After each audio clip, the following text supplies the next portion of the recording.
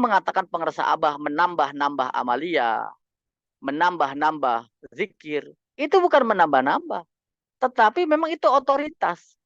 Diagnosa, hasil diagnosa Syekh Mursyid kepada murid-muridnya pada hari ini. Penyakit hatinya semakin kuat, iri dengkinya semakin kuat, kebenciannya semakin kuat, marahnya semakin sering. Maka ditambah dosisnya oleh Syekh Mursyid. Karena tahu konteksnya. Pada masa Abah Sepuh, pada masa Abah Anom, pada masa Abah Aos, itu berbeda. Karena konteksnya beda, penyakit hatinya juga berbeda gitu. Maka ditambah oleh Abah, nih dosisnya, resepnya gitu ya. Ditambah lagi khotamanya, manakibanya. Nah ini otoritas seorang dokter ruhani, bukan ditambah-tambah. Karena kita punya otoritas gitu. Saya Mursyid punya otoritas sebagai dokter ruhani untuk kepentingan kita semua, kepentingan murid-muridnya agar selamat. Nah, maka kita sebagai murid ketika Abah memberikan resep, ya kita jangan komplain. Kita bukan ahlinya. Beliau ahlinya.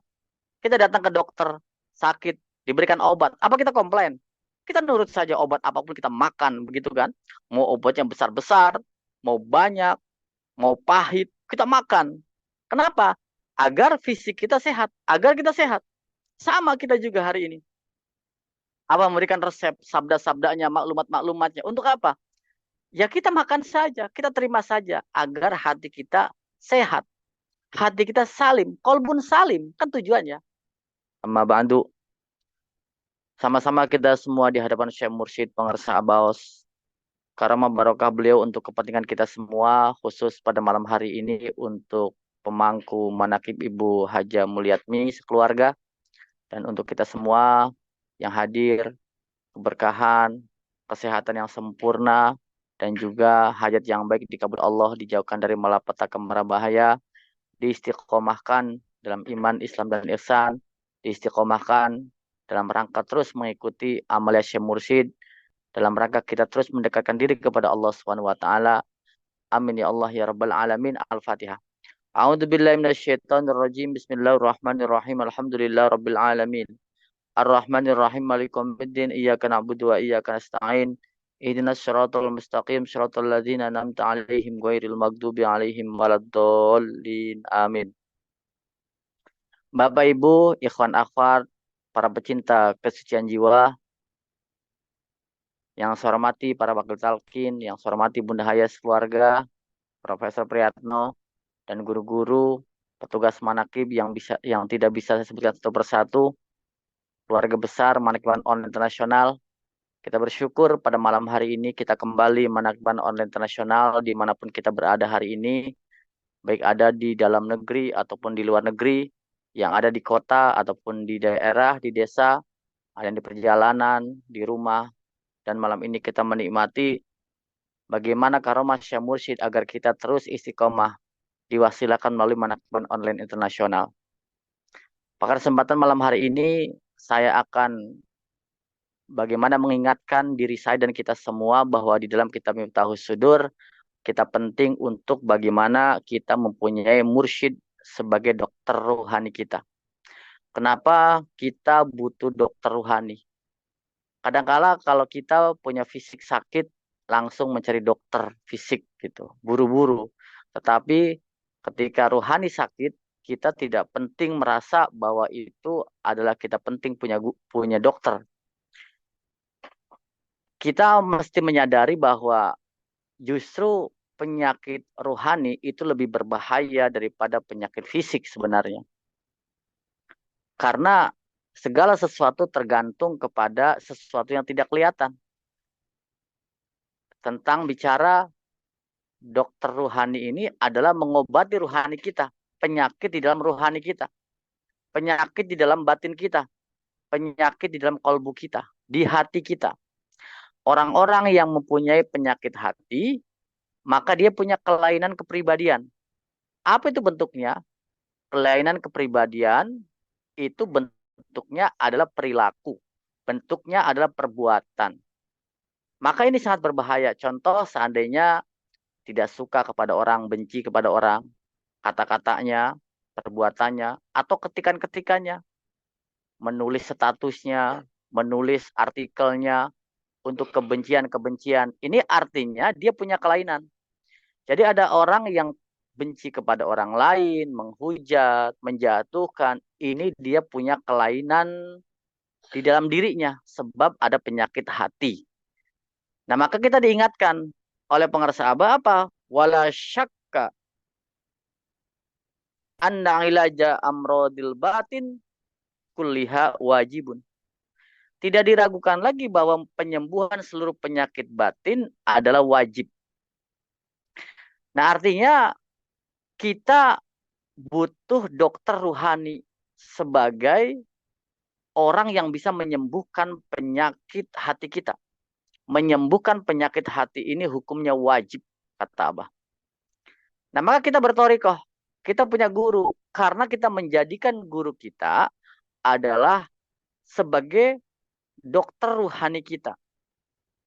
Penyakit-penyakit dalam hati kita muncul, ada ria, ada sombong, dengki, iri, marah, dan lain sebagainya. Banyak sekali.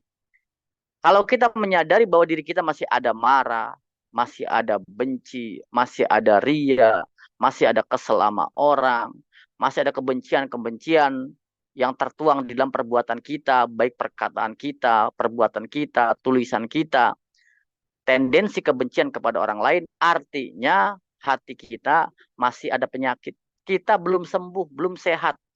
Artinya kita butuh yang namanya dokter. Dokternya bukan dokter fisik, tetapi dokter ruhani yang mengerti penyakit-penyakit hati. Jangan sampai kita datang kepada orang yang seolah-olah mengerti penyakit jiwa. Padahal urusan jiwa, urusan hati, itu bukan urusan-urusan yang sifatnya dokter-dokter yang sifatnya fisik, jasmania. Ini adalah sesuatu yang mesti kita seriusi. Dampak daripada kedengkian itu mencelakakan dirinya. Dampak kepada kesombongan mencelakakan dirinya. Kita sombong. Padahal idealnya yang sombong harusnya Allah gitu ya. Kita nggak punya apa-apa gitu ya. Orang lain mendapatkan sesuatu kebahagiaan, kita iri dengki. Ini kan nggak nyambung. Artinya dia punya kelainan di dalam kepribadiannya. Orang lain senang, kita nggak senang. Orang lain sukses, kita iri dengki. Ini kan punya kelainan. Kita nggak punya apa-apa, merasa paling hebat, paling sombong.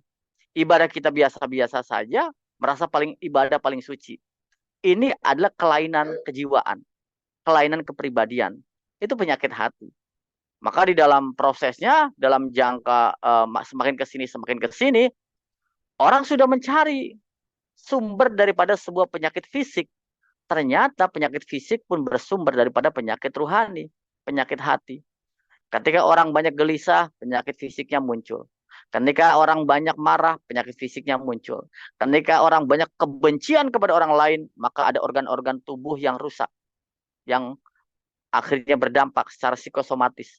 Penyakit fisik bersumber daripada penyakit hati.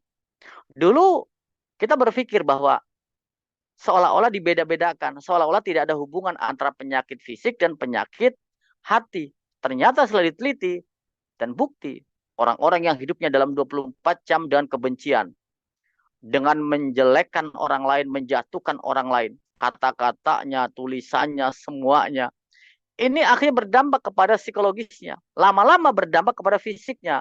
Dia menjadi pribadi-pribadi yang sakit-sakitan. Sudah banyak risetnya. Kenapa orang sampai gara-gara dia benci, akhirnya dia mengalami penyakit fisik, diabetes, darahnya naik, dan lain sebagainya gitu. Nah, ini artinya bahwa ternyata penyakit hati itu sangat berpengaruh. Berpengaruh kepada kesehatan fisik kita, kesehatan psikis kita gitu. Nah, maka kita betul-betul dijaga. Kenapa kita bertasawuf? Kenapa kita bertoriko? Kita butuh bahwa kita adalah penting untuk menjaga hati kita. Inna fil jasadi ibnu Adam mudghah. Idza saluhat salahal jasadu kulluh wa idza fasadat fasadal jasadu kulluhu ala wahi al qalb. Di dalam diri anak Adam ada segumpal daging. Jikalau segumpal daging itu baik, maka seluruh anggotanya baik, anggota badannya. Tetapi jikalau segumpal daging itu rusak, maka seluruh anggota badannya rusak. Ala wahi al qalbu. Segumpal daging itu adalah hati. Maka penting menjaga hati kita. Kita mesti punya dokter yang memberikan resep agar hati kita sembuh dan sehat gitu. Maka kalau kita mempunyai dokter, ya tentu beliau seorang dokter yang tahu dosisnya. Dosis bagaimana untuk menyembuhkan penyakit itu. Mungkin di era 5 tahun, 10 tahun yang lalu tidak sedahsyat penyakit hati kita seperti hari ini. Hari ini kita banyak yang kita lihat, banyak yang kita dengar dengan media sosial yang muncul, dengan kita punya WA group, status-status, ini mudah sekali mempengaruhi penyakit hati kita. Kedengkian kita semakin menguat, iri kita semakin menguat. Status WhatsApp teman kita dapat kesuksesan, status WhatsApp kita, teman kita, dia posting makanan, kita yang sakit gitu ya. Kita yang marah. Ini kan juga sama penyakit hati. Artinya, memang kita punya tendensi nafsu, penyakit yang mudah, tetapi sekarang di era sekarang semakin menguat gitu. Dengan segala macam teknologi. Nah, artinya dosisnya juga berbeda untuk obatnya gitu. Mungkin pada zaman dulu 5 tahun, 10 tahun yang lalu cukup zikir 165 kali dosisnya untuk mengobati penyakit hati kita. Hari ini nggak cukup gitu ya. Maka abad tambah 561 sampai seterusnya perbanyak zikir. Dulu mungkin manakibahnya cuma sebulan sekali. Karena penyakit kita semakin keren hari ini, penyakit hati kita tambah gitu ya. Agar hati kita sehat. Manakibahnya kita tambah gitu ya. Yang tadinya amalan tahunan menjadi bulanan. Yang amalan bulanan menjadi mingguan bahkan harian. Manakib yang tadinya bulanan sekarang bisa menjadi harian. Bahkan sehari 3 kali gitu ya. Dosis itu. Ketika Abah memberikan kepada kita sholat Bani Hasim, Abah tahu dosisnya. Abah tahu resepnya. Maka beruntunglah orang-orang yang mempunyai guru mursyid pada hari ini. Karena itu wajib beliau memberikan kepada kita pengobatan-pengobatan penyakit hati kita. Jadi kalau tidak yang mempunyai guru mursyid, maka dia tidak punya dokter ruhani. Maka ketika ada orang mengatakan pengerasa Abah menambah-nambah amalia, menambah-nambah zikir, itu bukan menambah-nambah, tetapi memang itu otoritas. Diagnosa, hasil diagnosa Syekh Mursyid kepada murid-muridnya pada hari ini. Penyakit hatinya semakin kuat, iri dengkinya semakin kuat, kebenciannya semakin kuat, marahnya semakin sering, maka ditambah dosisnya oleh Syekh Mursyid. Karena tahu konteksnya. Pada masa Abah Sepuh, pada masa Abah Anom, pada masa Abah Aos, itu berbeda. Karena konteksnya beda, penyakit hatinya juga berbeda gitu. Maka ditambah oleh Abah, nih dosisnya, resepnya gitu ya. Ditambah lagi khotamanya, manakibanya. Nah ini otoritas seorang dokter ruhani, bukan ditambah-tambah. Karena kita punya otoritas gitu. Saya Mursyid punya otoritas sebagai dokter ruhani untuk kepentingan kita semua, kepentingan murid-muridnya agar selamat. Nah, maka kita sebagai murid ketika Abah memberikan resep, ya kita jangan komplain. Kita bukan ahlinya. Beliau ahlinya.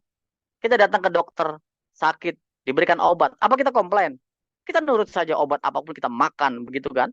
Mau obatnya besar-besar, mau banyak, mau pahit, kita makan. Kenapa?